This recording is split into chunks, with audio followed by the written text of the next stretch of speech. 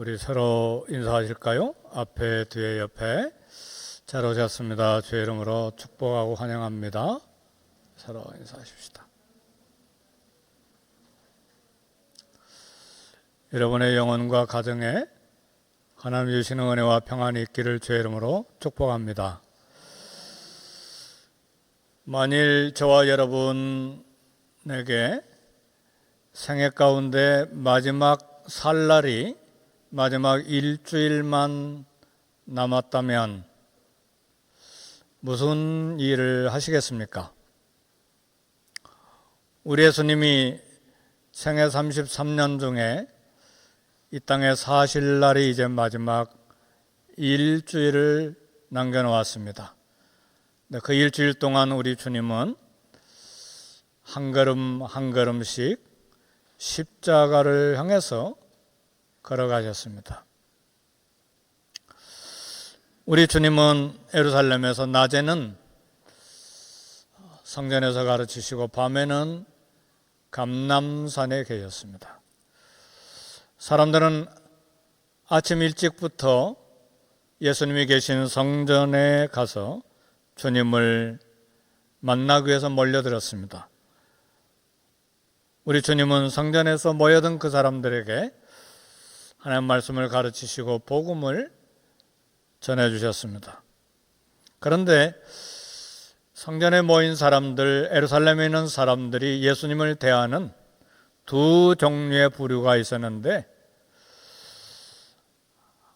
한 사람들은, 다른 편 한 사람들은 예수님의 교훈을 기쁘게 받고 환호하고 기대감이 가득 찬 사람들이었고, 또 다른 편의 한 사람들은 예수님에 대한 적개심, 미워하는 마음, 그리고 질투심을 갖고 예수님을 죽이려고 하는 유대인 지도자들이 있었습니다. 우리 예수님은 이런 서로 반대되는 긴장 속에서 마지막 한 주간을 보내셨습니다. 일요일에는 예루살렘 입성을 하시고, 월요일에는 성전에서 장사하는 사람들을 쫓아내시고, 화요일에는 성전에서 백성들을 가르치고 복음을 전하고 계실 때, 이때에 오늘 본문에 보니까 대제사장들과 서기관들과 장로들이 몰려왔습니다. 이 몰려온 사람들은 유대인 지도자들인데 사내들인 공회에서 대표로 보내진 사람들입니다. 사내들인 공회라고 하는 말은 오늘날로 말하면 유대인의 국회죠. 거기 한 70명이 공회원 국회의원들인데, 거기서 파송한 대제사장들, 서기관들, 장로들이 화요일날 예수님에게 몰려온 것입니다. 대제사장들은 뭐 하는 사람들인가? 성전 모든 일을 감독할 권한이 있고 해서는 안 될 일, 허락한 일들을 이렇게 이야기하는 권한이 있었어요.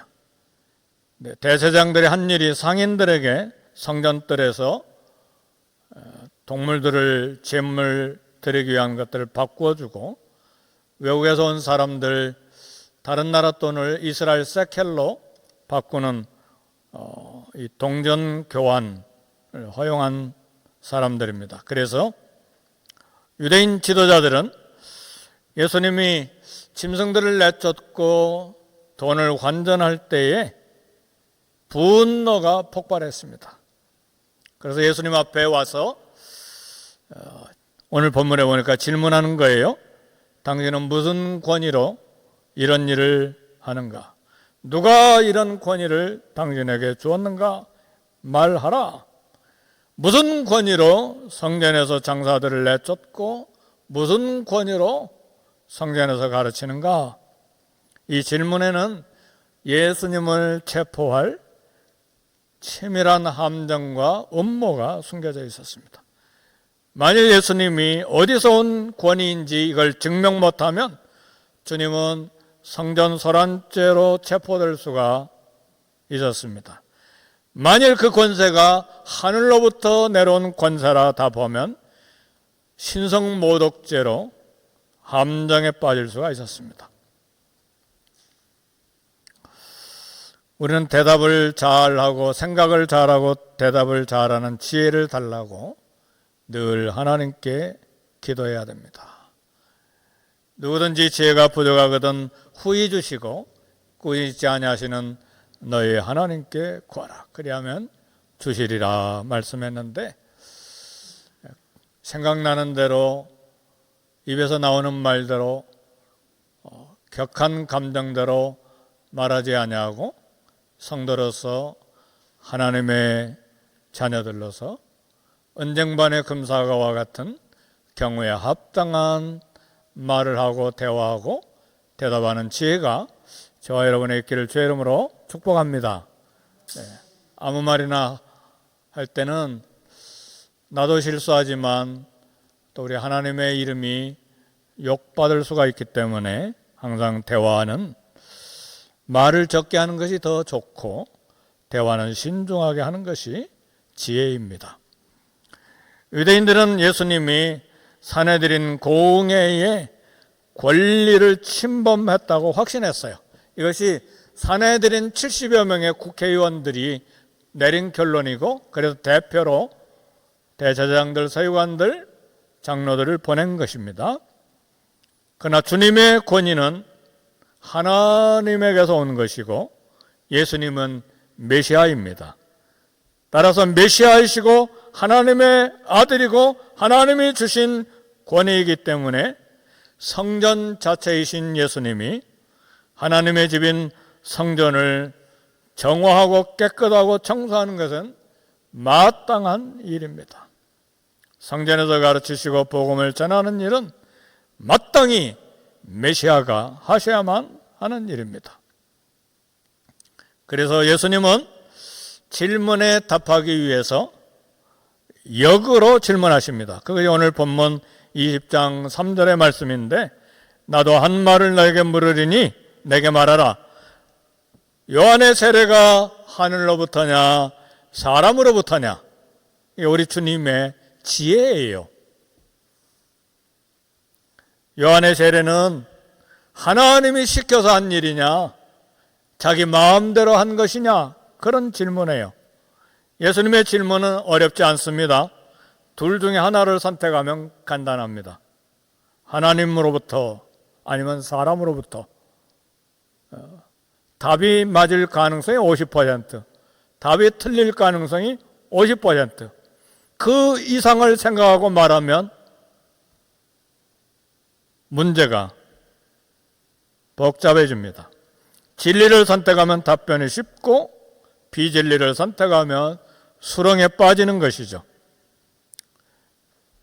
이 사내들인 공회에서 파송된 이 사람들은 일단 개인 이익에 욕심을 내고 자존심을 지키고 기득권을 보호하기 위한 고집을 부렸을 때 진리를 잃어버렸습니다. 세례 요한은 예수님을 보고 보라, 세상 죄를 지어가는 하나님의 어린 양이로다 이미 선포했어요.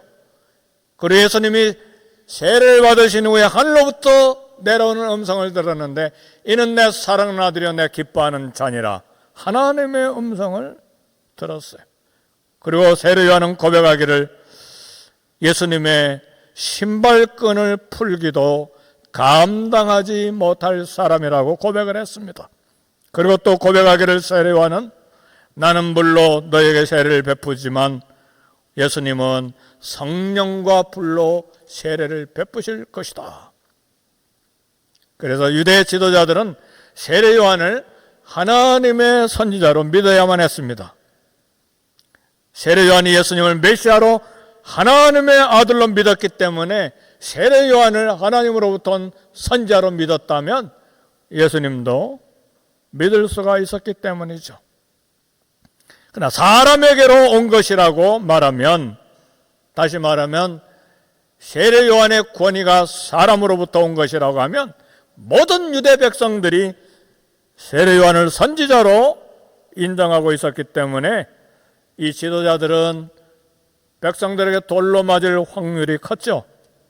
세례 요한의 권위가 하늘로부터 온 권위라고 말하면 왜 당신들은 세례 요한을 믿지 않느냐, 그렇게 역공을 받을 가능성도 있습니다. 그러니까 대제사장들과 서기관들과 장로들은 마음이 복잡한 거예요.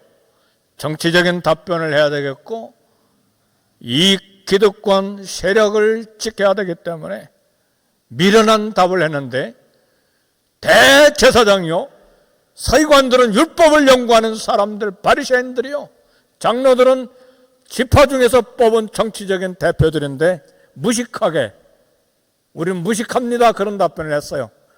모른다, 그렇게 답변한 거예요. 이게 정치적인 답변을 선택한 것입니다. 그래서 유대 지도자들에게 예수님도 나도 너희들이 나에게 질문한 거, 성전을 깨끗이 청소하고 복음을 전하고 가르친 권위가 어디서 온 것인지 나도 너희들 질문에 답하지 않겠다.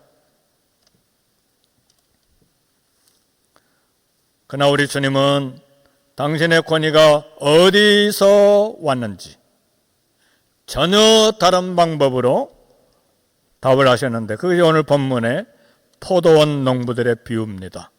포도원 농부들의 비유로 자신의 권위가 온 권위의 원천, 근원을 설명해 주신 것입니다. 어떤 사람이 포도원을 만들고 포도원 농부들에게 세를 주고 멀리 떠났습니다. 때가 돼서 포도원 소출의 세를 받기 위해서 보통 3년, 5년이 지나야 세를 받을 수 있는데 그동안 계속해서 투자만 한 것이죠.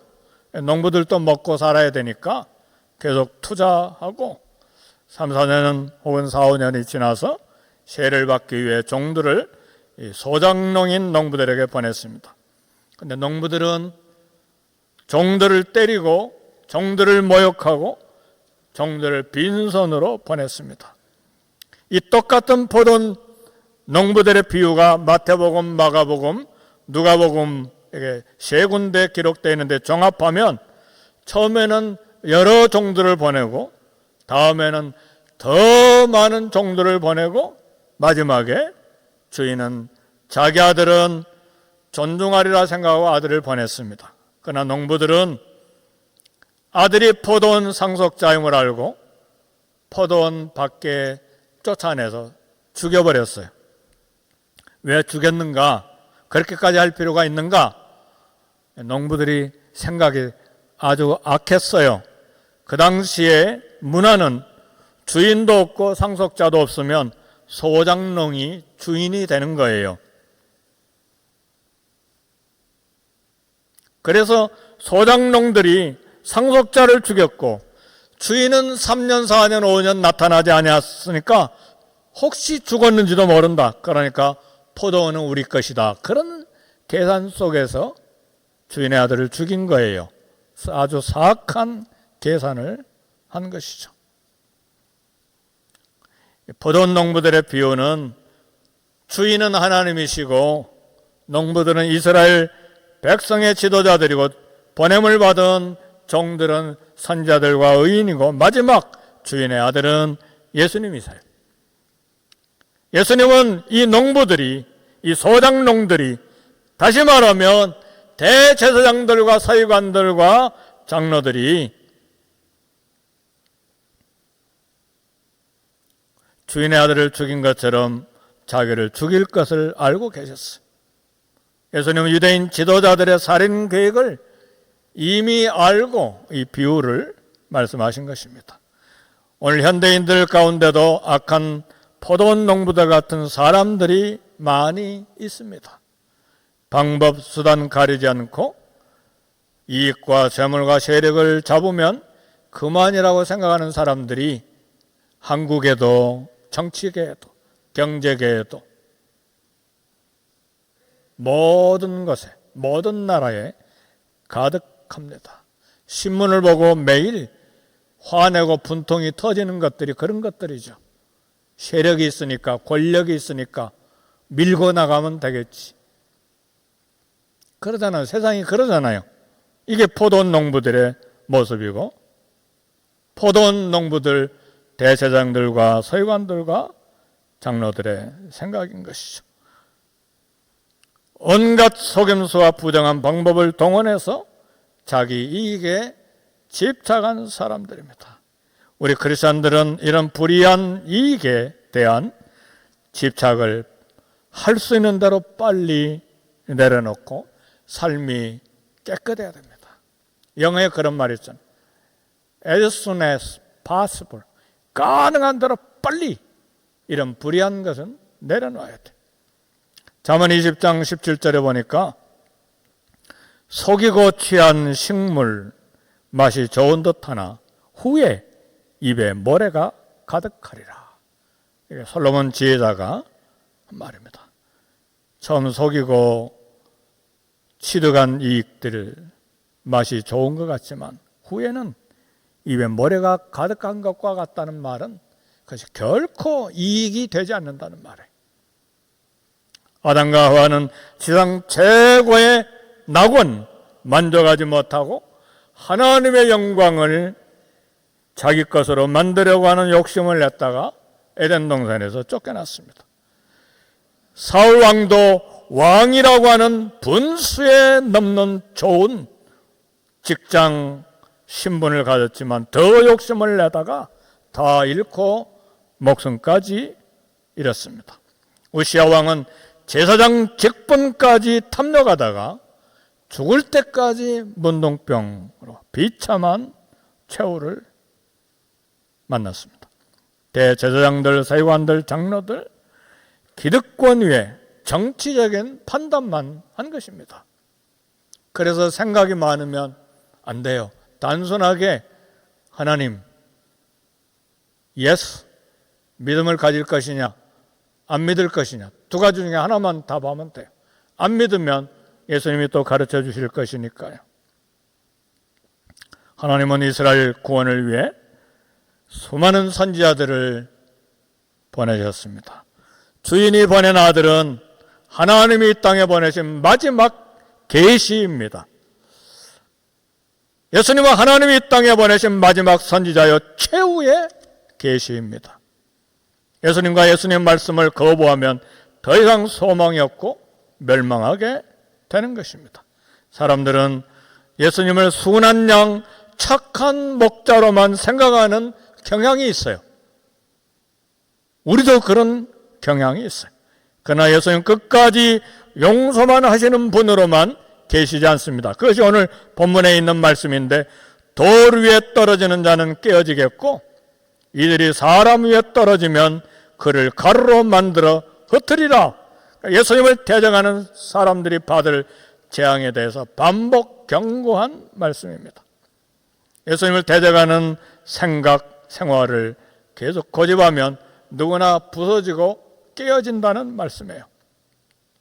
예수님께서 심판에서 치시면 오늘 본문의 말씀 보니까 그 사람은 가루가 돼서 흩어질 것이라는 말씀입니다.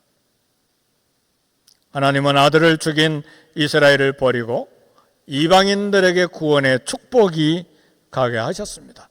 그래서 오늘 한국 민족인 저와 여러분들이 예수를 믿고 구원받는 복을 받은 것입니다. 예수님은 지금 이스라엘의 민족적인 미래의 운명에 대해서 말씀하고 계시는 거예요. 이 포도원 비유를 통해서 너희 이스라엘 민족의 미래가 이렇게 될 것이다. 건축가들인 이스라엘은 예수님 이 돌을 버렸지만 거부했잖아요. 포도원 밖에 나가서 죽였잖아요. 그러나 하나님은 그를 기초석을 삼았어요. 버려진 돌을 모퉁이 돌로 삼았어요. 모퉁이 돌이 뭡니까? 영어로 코너스톤이잖아요. 우리말로는 주춧돌이에요. 우리 사랑하는 교회 건물도 주춧돌이 여러 개 있을 거예요. 앞면에도 뒷면에도 중간에도 이 창가로도 주춧돌이 몇 개씩 있을 거예요. 버려진 돌, 모퉁이 돌, 건물의 가장 중요한 돌로 만드셨다는 말이에요. 예수 그리스도는 하나님이 세우신 모퉁이 돌로서, 주춧돌로서, 코너스톤으로서 하늘나라요 교회가 되는 것입니다. 그래서 하나님의 교회는 지옥의 권세가 이기지 못한다고 우리 주님이 말씀하셨는데, 왜요? 하나님의 교회는 주님의 교회니까, 주님의 몸이니까, 피로 값주고 사신 몸이기 때문에 그렇습니다. 이 시대는 하나님 최후의 심판이 다가온 마지막 경고의 때입니다. 그러나 하나님의 은혜의 때에 하나님의 자비와 하나님의 인내와 하나님의 긍휼을 무시하면 안 됩니다. 사도 바울은 말했습니다. 보라, 지금이 은혜 받을 만한 때요, 보라, 지금이 구원의 날이로다. 오늘이 은혜 받을 때요, 오늘이 구원 받을 때요, 지금 이 시간이 은혜 받을 때요, 지금 이 시간이 구원 받을 때예요. 예수님 왕과 구주로 믿고 순종하는 삶을 살 때에 하나님은 그를 존귀하게 만드시는 능력이 있으세요. 그래서 우리 주님은 질문하셨어요. 그러면 이 포도원 주인이 농부들을 어떻게 할까? 그리고 우리 주님이 답변하셨어요. 주인은 농부들을 죽이고 포도원은 다른 이에게 줄 것이다. 성전을 개인 이익을 얻는 수단으로, 성전 직책을 세력 확장의 수단으로 삼을 때 더 이상 소망이 없습니다. 잠깐 이익이 있는 것 같지만 결국은 직장 사라지고, 직책 사라지고, 성전 사라지고, 나라도 다 잃고 만다는 말씀이에요. 결국 하나님의 아들을 죽인 결과 성전 빼앗기고 나라도 멸망했는데, 예루살렘 성전은 파괴가 되고 나라는 망하고, 유대인은 AD 70년에서 1948년까지 1900년 동안 사라져버린 거예요. 그렇게 지키려고 했던 개인적인 이익도 사라지고, 그렇게 지키려고 했던 직장, 직책, 대제사장, 서기관, 장로, 그것도 사라져버리고, 민족 나라가 사라지되 1, 2년 사라진 것이 아니라 예수님이 성천하신 이후 40년 만에 AD 70년에 나라가 통째로 1900년 동안 사라져버린 거예요. 사랑하는 성도 여러분, 그냥 오늘 포도원 비유는요, 어마어마하게 무서운 말씀이고 이스라엘 민족의 미래에 대한 무진장한 두려운 경고의 말씀이에요. 우리에게도 마찬가지죠. 갈라디아서 6장 7절 8절, 사람이 무엇이든 무엇으로 심든지 그대로 거두리라. 자기의 육체를 위해 심은 자는 육체로부터 썩어질 것을 거두고, 성령을 위하여 심는 자는 성령으로부터 영생을 거두리라. 우리도 오늘 이 시간에 결단해야 돼요. 주님을 따를 것인가, 내 이익을, 내 세력과 기득권을 옹호할 것인가. 결단해야 돼. 미국 국회는 둘로 돼 있죠. 더 하우스, 하원으로 돼 있고, 세네이터, 상원으로 이렇게 돼 있는데, 그 상원의 원목 목사님, 비숍 감독이 만든 아름다운 예화가 있습니다. 팔레스타인의 한 산 위에 하늘을 향해서 아름답고 귀하게 뻗어난 세 그루의 나무가 있었는데, 한 나무가 이렇게 말했어요. 나는 언젠가 예루살렘 성전의 대들보가 될 거야. 그래서 수많은 사람들이 나를 우러러 볼 거야 하는 화려한 꿈을 꿨어요. 어느 날 사람들이 산으로 올라와서 도끼로 자기를 찍어서 산 아래로 내려가더니 톱질하고 대패질 해가지고 뭘 하나를 만들었는데 소름이 끼치는 사형틀을 만들었어요. 두 번째 나무가 나는 왕이 사는 궁궐의 대단한 기둥이 될 거야. 그래서 모든 귀족들이 왕궁을 방문할 때마다 나의 아름다움을 보고 감탄하고 그런 대단한 꿈을 꾸었는데, 어느 날 사람들이 산에 올라와서 도끼로 자기를 찍고 산 아래로 끌고 내려가더니 톱질하고 대패질해서 초라한 냄새나는 짐승 여물통을 만들어놨어.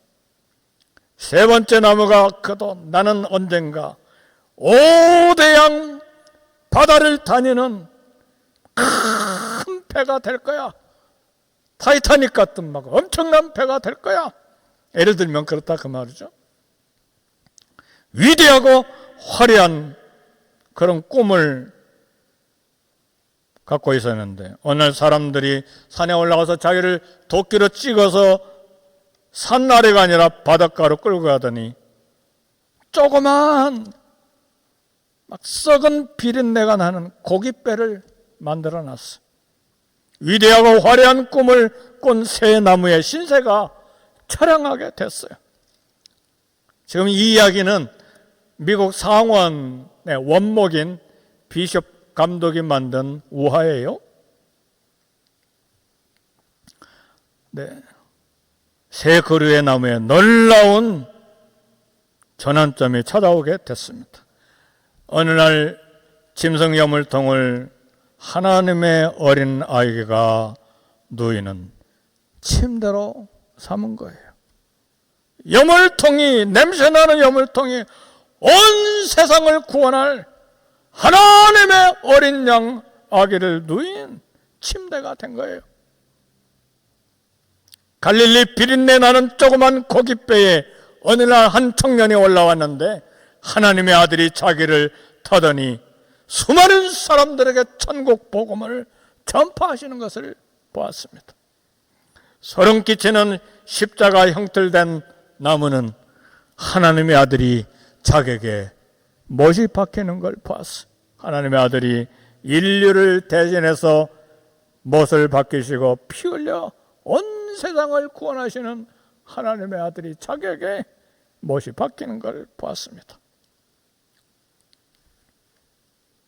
사랑하는 성도 여러분, 새나무처럼 화려하고 위대한 꿈을 꾸고 미국에 이민 온 저와 여러분들, 열심히 새벽부터 일해서 밤늦게까지 일하고 여기까지 살아왔습니다. 열심히 산 결과가 무엇입니까?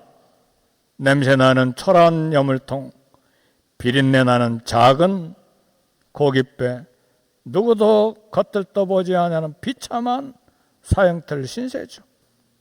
우리의 기대와는 달리 한없이 모자란 별 볼 일 없는 그렇고 그런 사람들의 신세가 나와 여러분인 것을 발견합니다. 이보다 더 나은 사람이 어디가 있어요?